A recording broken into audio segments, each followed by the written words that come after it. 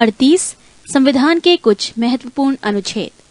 अनुच्छेद 1 ये घोषणा करता है कि भारत राज्यों का संघ है। अनुच्छेद 3 संसद विधि द्वारा नए राज्य बना सकती है तथा पहले से अवस्थित राज्यों के क्षेत्रों, सीमाओं एवं नामों में परिवर्तन कर सकती है। अनुच्छेद 5 संविधान के प्रारंभ होने के समय भारत में रहने वाले वो सभी व्यक्ति यहाँ के नागरिक होंगे जिनका जन्म भारत में हुआ हो, जिनके पिता या माता भारत के नागरिक हों या संविधान के प्रारंभ के समय से भारत में रह रहे हों। अनुच्छेद 53 संघ की कार्यपालिका संबंधी शक्ति राष्ट्रपति में निहित रहेगी। अनुच्छेद 64 उपराष्ट्रपति राज्यसभा का पदेन अध्यक्ष होगा। अनुच्छेद 74 एक मंत्री परिषद होगी जिसके शीर्ष पर प्रधानमंत्री रहेगा, जिसकी सहायता एवं सुझाव के आधार पर राष्ट्रपति अपने कार्य संपन्न करेगा। राष्ट्रपति मंत्री परिषद के लिए किसी सलाह के पुनर्विचार को आवश्यक समझ सकता है, पर पुनर्विचार के पश्चात दी गई सलाह के अनुसार वो कार्य करेगा। इससे संबंधित किसी विवाद की परीक्षा किसी न्यायालय में नहीं की जाएगी। अनुच्छेद 76 राष्ट्रपति द्वारा महान्यायवादी की नियुक्ति की जाएगी। अनुच्छेद 78 प्रधानमंत्री का ये कर्तव्य होगा कि वो देश के प्रशासनिक एवं विधायी मामलों तथा मंत्रिपरिषद के निर्णयों के संबंध में राष्ट्रपति को सूचना दे, यदि राष्ट्रपति इस प्रकार की सूचना प्राप्त करना आवश्यक समझे। अनुच्छेद 86 इसके अंतर्गत राष्ट्रपति द्वारा संसद को संबोधित करने तथा संदेश भेजने के अधिकार का उल्लेख है। अनुच्छेद 108 यदि किसी विधेयक के संबंध में दोनों सदनों में गतिरोध उत्पन्न हो गया हो तो संयुक्त अधिवेशन का प्रावधान है। अनुच्छेद 110 धन विधेयक को इसमें परिभाषित किया गया है। अनुच्छेद 111 संसद के दोनों सदनों द्वारा पारित विधेयक राष्ट्रपति के पास जाता है। राष्ट्रपति उस विधेयक को सम्मति प्रदान कर सकता है या अस्वीकृत कर सकता है। वो संदेश के साथ या बिना संदेश के संसद को उस पर पुनर्विचार के लिए भेज सकता है, पर यदि दोबारा विधेयक को संसद द्वारा राष्ट्रपति के पास भेजा जाता है तो वो इसे अस्वीकृत नहीं करेगा। अनुच्छेद 112 प्रत्येक वित्तीय वर्ष हेतु राष्ट्रपति द्वारा संसद के समक्ष बजट पेश किया जाएगा। अनुच्छेद 123 संसद के अवकाश सत्र नहीं चलने की स्थिति में राष्ट्रपति को अध्यादेश जारी करने का अधिकार। अनुच्छेद 124 इसके अंतर्गत सर्वोच्च न्यायालय के गठन का वर्णन है। अनुच्छेद 129 सर्वोच्च न्यायालय एक अभिलेख न्यायालय है। अनुच्छेद 148 नियंत्रक एवं महालेखा परीक्षक की नियुक्ति राष्ट्रपति द्वारा की जाएगी। अनुच्छेद 163 राज्यपाल के कार्यों में सहायता एवं सुझाव देने के लिए राज्यों में एक मंत्रिपरिषद एवं इसके शीर्ष पर मुख्यमंत्री होगा, पर राज्यपाल के स्वविवेक संबंधी कार्यों में वो मंत्रिपरिषद के सुझाव लेने के लिए बाध्य नहीं होगा। अनुच्छेद 169 राज्यों में विधान परिषदों की रचना या उनकी समाप्ति विधानसभा द्वारा बहुमत से पारित प्रस्ताव तथा संसद द्वारा इसकी स्वीकृति से संभव है। अनुच्छेद 200 राज्यों की विधायिका द्वारा पारित विधेयक राज्यपाल के समक्ष प्रस्तुत किया जाएगा। वो इस पर अपनी सम्मति दे सकता है या इसे अस्वीकृत कर सकता है। वो इस विधेयक को संदेश के साथ या बिना संदेश के पुनर्विचार हेतु विधायिका को वापस भेज सकता है, पर पुनर्विचार के बाद दोबारा विधेयक आ जाने पर वो इसे अस्वीकृत नहीं कर सकता। इसके अतिरिक्त वो विधेयक को राष्ट्रपति के पास विचार के लिए भी भेज सकता है। पृष्ठ 232 अनुच्छेद 213 राज्य विधायिका के सत्र में नहीं रहने पर राज्यपाल अध्यादेश जारी कर सकता है। अनुच्छेद 214 सभी राज्यों के लिए उच्च न्यायालय की व्यवस्था होगी। अनुच्छेद 226 मूल अधिकारों के प्रवर्तन के लिए उच्च न्यायालय को लेख जारी करने की शक्तियां।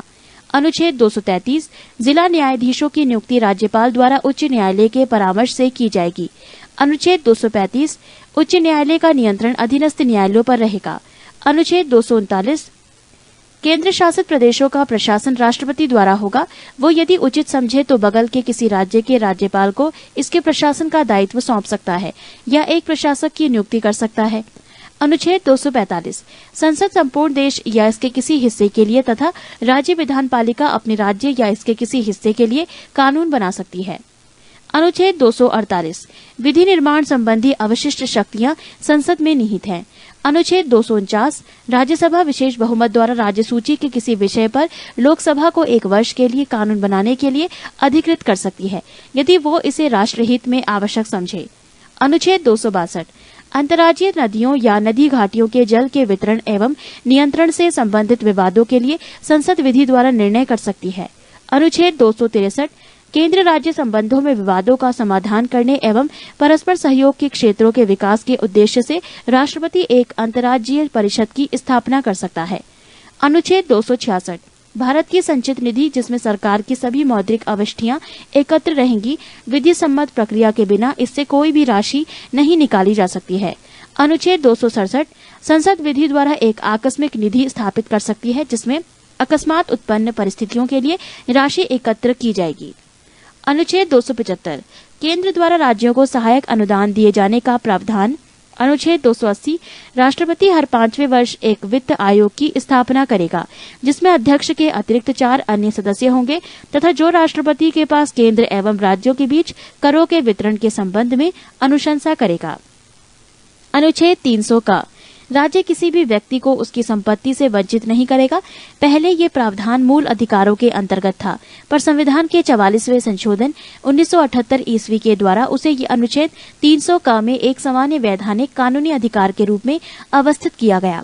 अनुच्छेद 312 राज्यसभा विशेष बहुमत द्वारा नई अखिल भारतीय सेवाओं की स्थापना की अनुशंसा कर सकती है। अनुच्छेद 315 संघ एवं राज्यों के लिए एक लोक सेवा आयोग की स्थापना की जाएगी। अनुच्छेद 324 चुनाव के पर्यवेक्षण, निर्देशन एवं नियंत्रण संबंधी समस्त शक्तियां चुनाव आयोग में निहित रहेंगी। अनुच्छेद 326 लोकसभा तथा विधानसभाओं में चुनाव वयस्क मताधिकार के आधार पर होगा।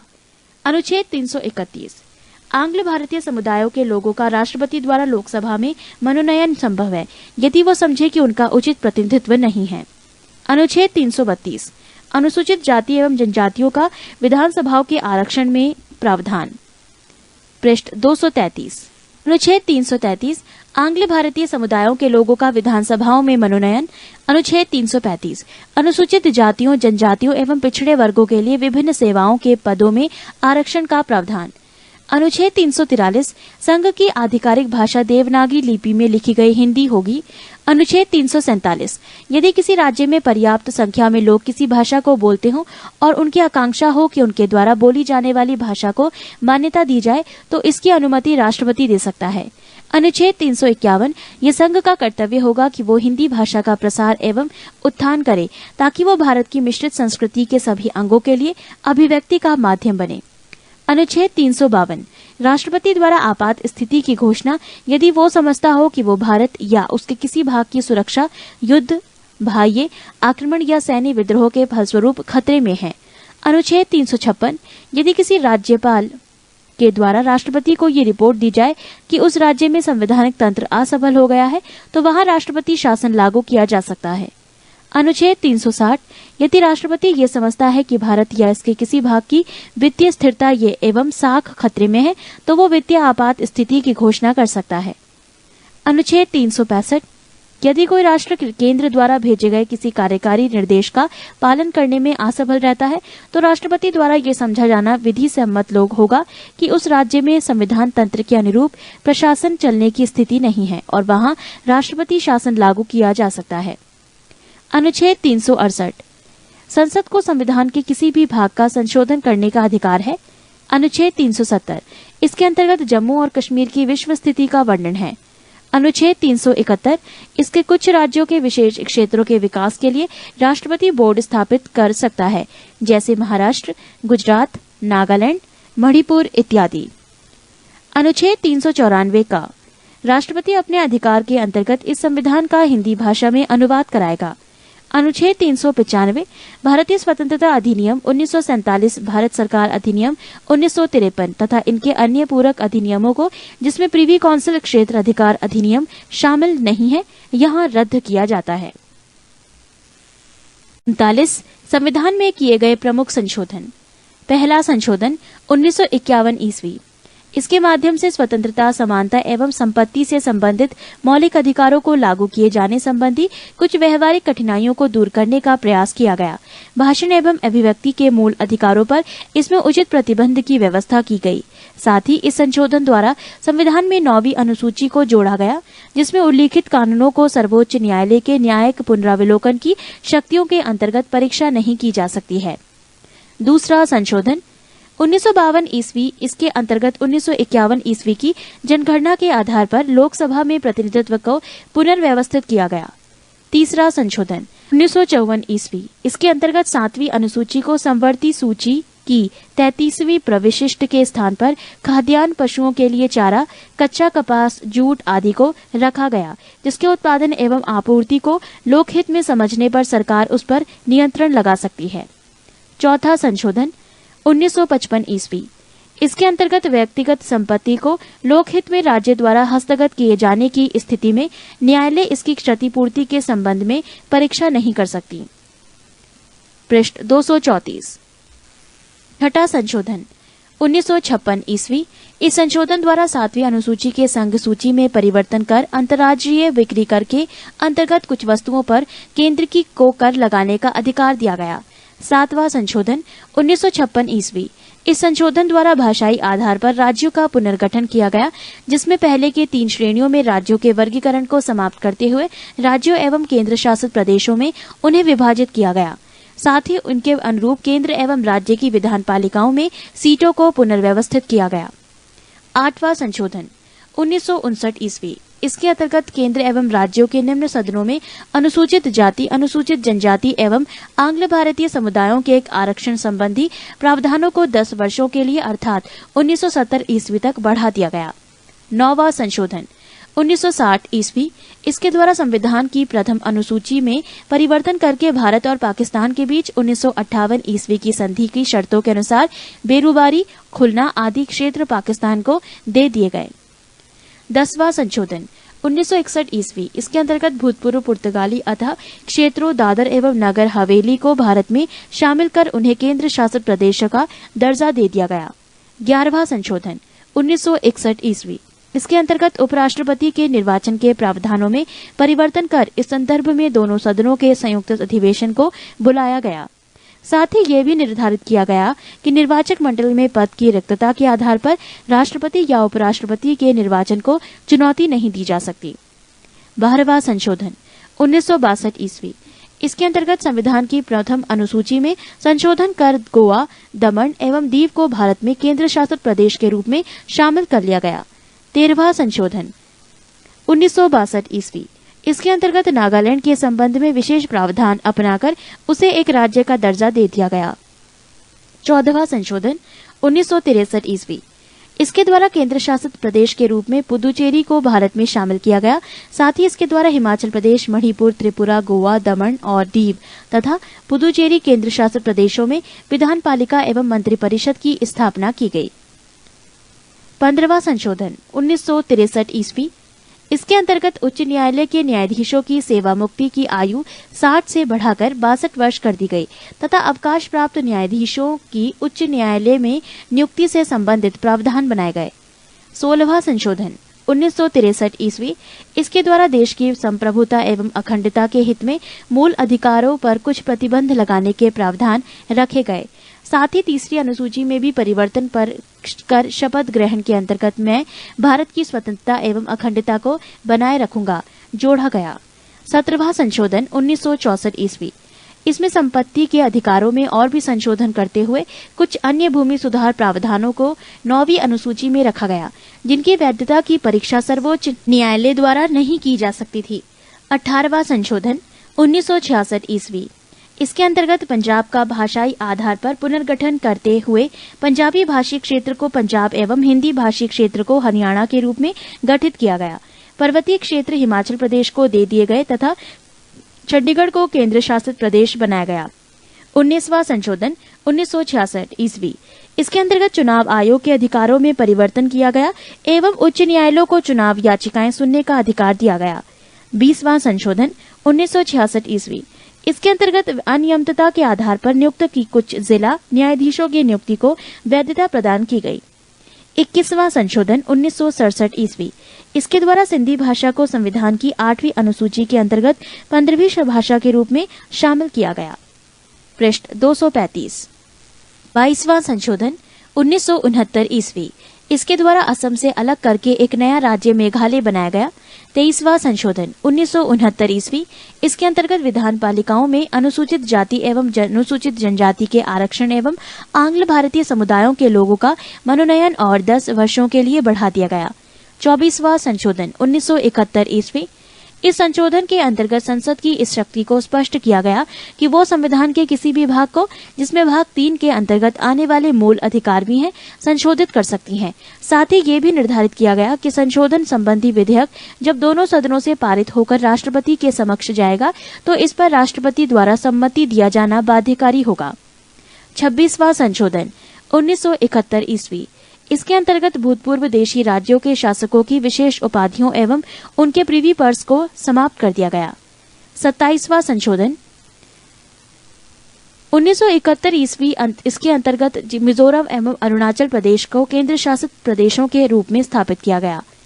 29वां संशोधन 1972 ईस्वी। इसके अंतर्गत केरल भू सुधार संशोधन अधिनियम 1969 तथा केरल भू सुधार संशोधन अधिनियम 1971 को संविधान की 9वीं अनुसूची में रख दिया गया, जिससे इसकी संवैधानिक वैधता को न्यायालय में न चुनौती दी जा सके।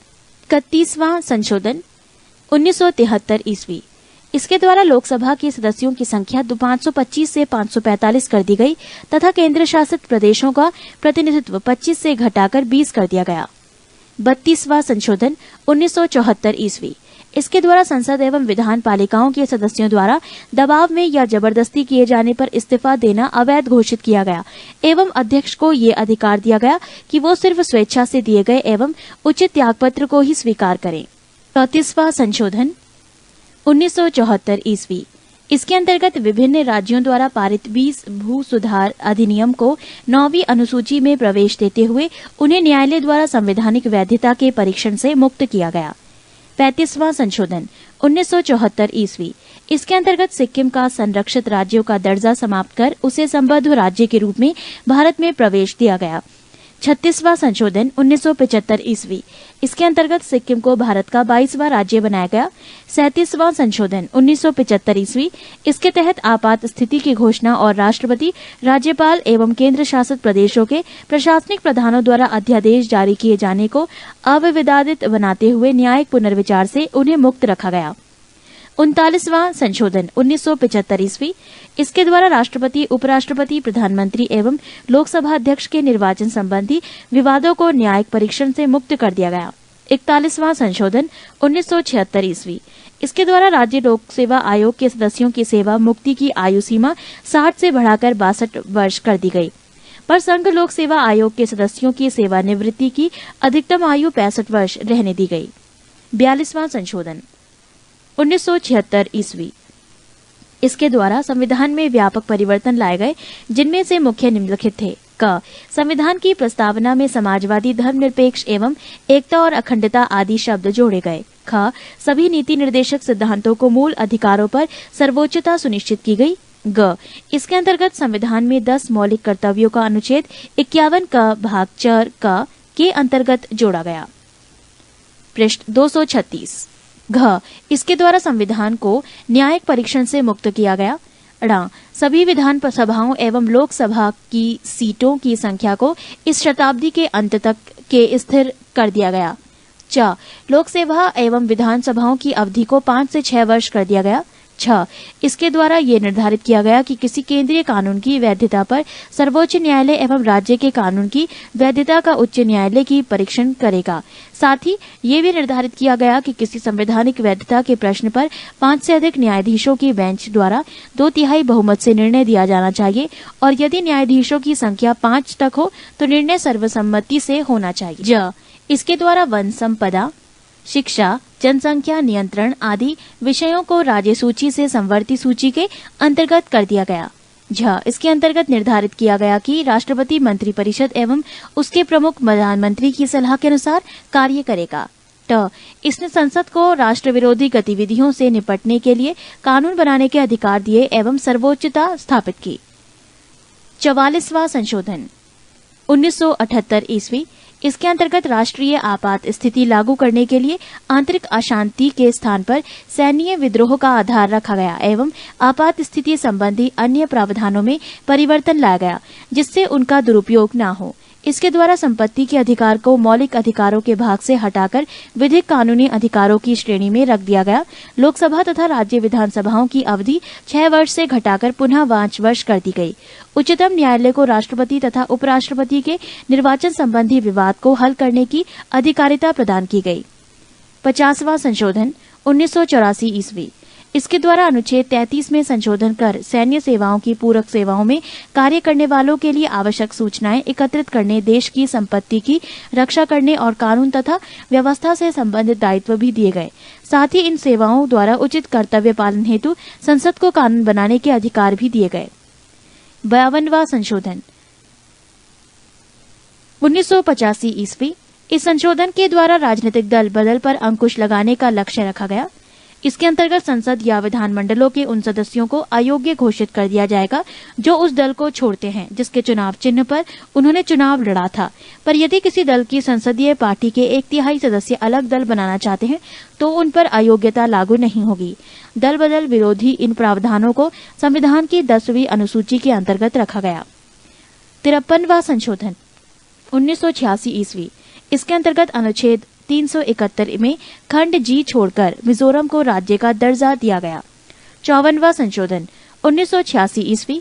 इसके द्वारा संशोधन संविधान की 2री अनुसूची में भाग डी में संशोधन कर न्यायाधीशों के वेतन में वृद्धि का अधिकार संसद को दिया गया। 55वां संशोधन 1986 ईस्वी। इसके अंतर्गत अरुणाचल प्रदेश को राज्य बनाया गया। 56वां संशोधन 1987 ईस्वी।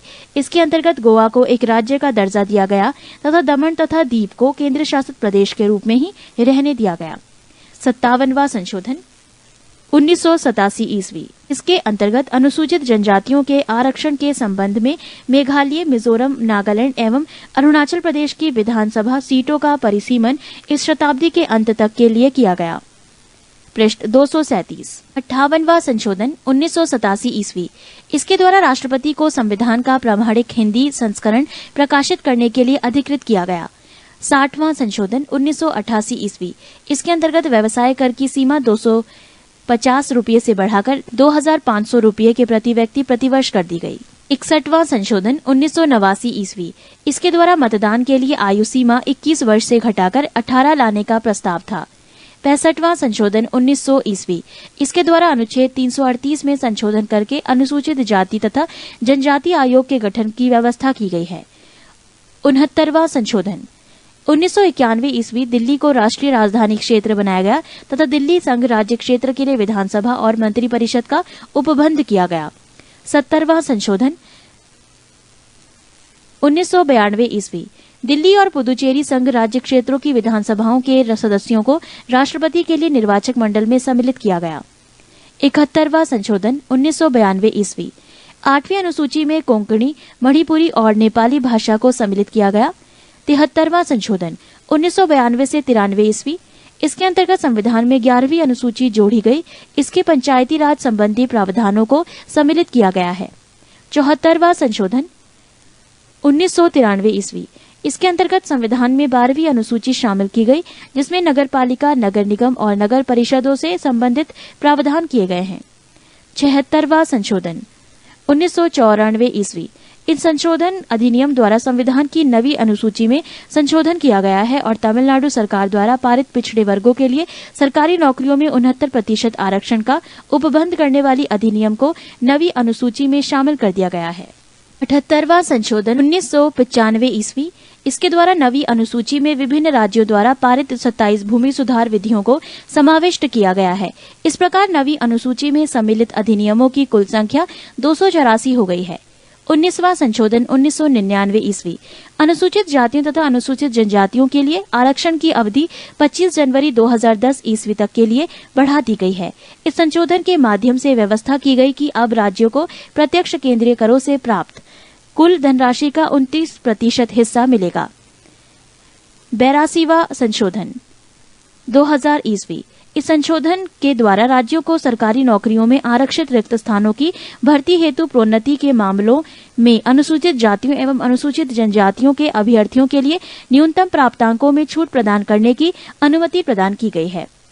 83वां संशोधन 2000 ईस्वी। इस संशोधन द्वारा पंचायती राज संस्थाओं में अनुसूचित जाति के लिए आरक्षण का प्रावधान न करने की छूट प्रदान की गई है।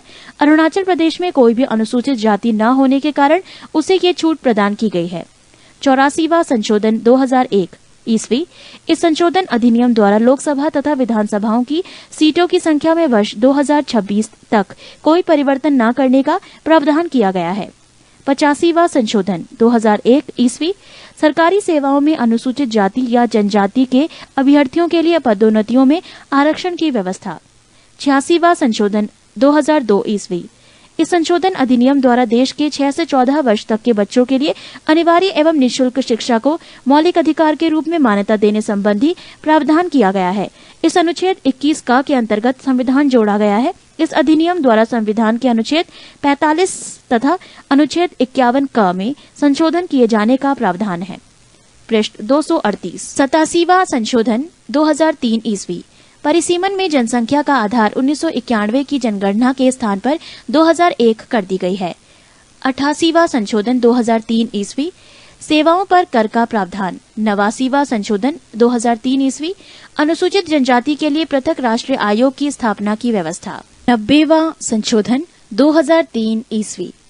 असम विधानसभा में अनुसूचित जनजातियों और गैर अनुसूचित जनजातियों का प्रतिनिधित्व बरकरार रखते हुए बोडोलैंड टेरिटोरियल काउंसिल क्षेत्र गैर जनजाति के लोगों के अधिकारों की सुरक्षा। 91वां संशोधन 2003 ईस्वी। दल बदल व्यवस्था में संशोधन। केवल संपूर्ण दल के विलय को मान्यता। केंद्र तथा राज्य में मंत्रिपरिषद के सदस्य संख्या क्रमशः लोकसभा तथा विधानसभा की सदस्य संख्या का 15% होगा। जहां सदन की सदस्य संख्या 40-40 है, वहां अधिकतम 12 होगी। 12वां संशोधन 2003 ईस्वी। संविधान की 8वीं अनुसूची में बोडो, डोगरी, मैथिली और संथाली भाषाओं का समावेश। 93वां संशोधन 2006 ईस्वी। शिक्षा संस्थानों में अनुसूचित जाति और अनुसूचित जनजाति और अन्य पिछड़े वर्गों के नागरिकों के दाखिले के लिए सीटों के आरक्षण की व्यवस्था संविधान के अनुच्छेद 15 की धारा 4 के प्रावधानों के तहत की गई है। 94वां संशोधन 2006 ईस्वी। इस संशोधन द्वारा बिहार राज्य को एक जनजाति कल्याण मंत्री नियुक्त करने के उत्तरदायित्व से मुक्त कर दिया गया तथा इस प्रावधान को झारखंड व छत्तीसगढ़ राज्यों में लागू करने की व्यवस्था की। मध्य प्रदेश एवं उड़ीसा राज्य में ये प्रावधान पहले से ही लागू है। भारतीय संविधान से संबंधित ये जानकारी समाप्त होती है। पृष्ठ 239।